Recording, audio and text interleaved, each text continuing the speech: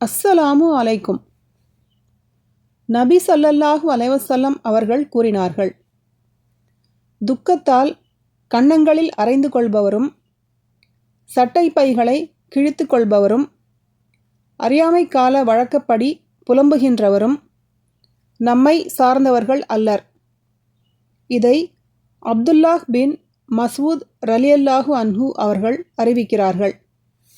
சஹீஹ் புகாரி 1297, அத்தியாயம் 23, ஜனாசாவின் சட்டங்கள்.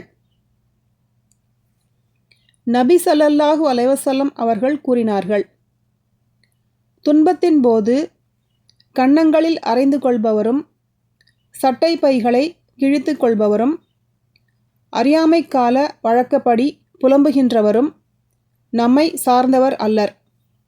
இதை அப்துல்லாஹ் பின் மஸ்ஊத் ரலியல்லாஹு அன்ஹு அவர்கள் அறிவிக்கிறார்கள். சஹீஹ் புகாரி 1298, அத்தியாயம் 23, ஜனாசாவின் சட்டங்கள்.